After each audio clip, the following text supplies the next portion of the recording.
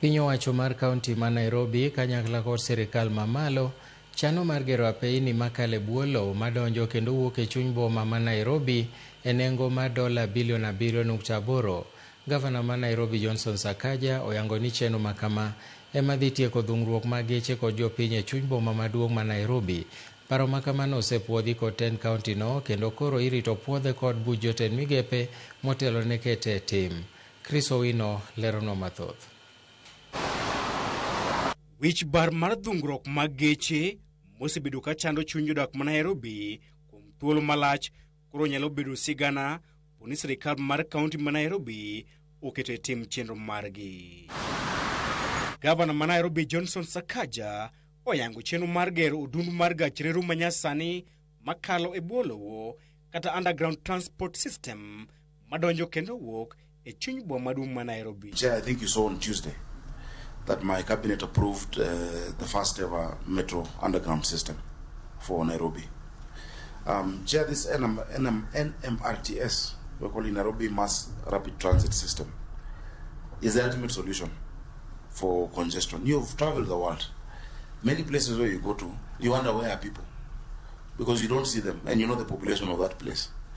But the people are on the underground, because you have the rail in the core areas, and as you move outside the core CBD, it comes up.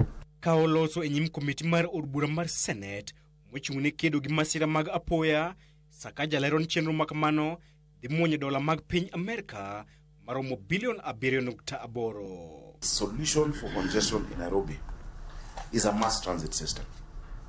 I have friends who are even billionaires in New York, but they don't own a car because they know that the public transport system will be on time, it is regular, it is convenient. Kalore kode, chenro makamano dhi keto boma maduong' ma Nairobi e rang'iny achiel kod bombe madongo e pinje mosedongore. Sakaja lero ni chenro makamano dhi miyo jodak ma Nairobi tiyo gi dakika 20 kende e donjo e chuny boma maduong' ma Nairobi kendo chopo e kuonde mag dak.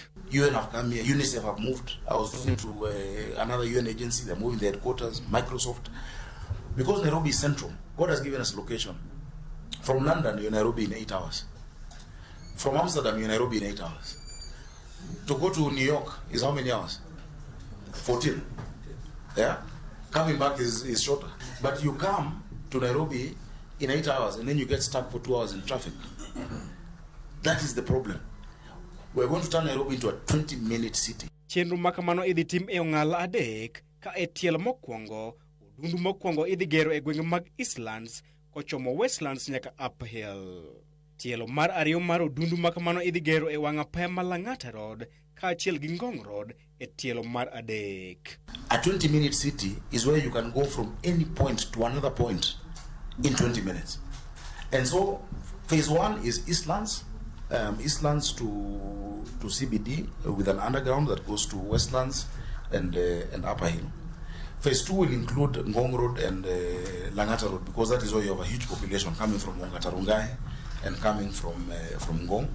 Because what we measure is the traffic per person, per hour, per direction, PPHD. Tiyo gi gach reru manyasani makalo e bwo lowo ema osetieko dhungruok mag geche kendo keto yot e chenro mag wuoth e chuny bombe madongo e pinje mosedongore ka piny Amerika, Ingereza, Russia kaachiel gi China. Paro mar keto e tim chenro makamano osedigni kuom thuolo mar higni 40 mokalo kendo geno mag jodak ma Nairobi en wang' ni udhi chopo kare. Chris Owino, Ramogi TV, Nairobi. Sirikal ma pacho ka omedo jiwo chenro ma jiwo somo kod dongruok jopuonjre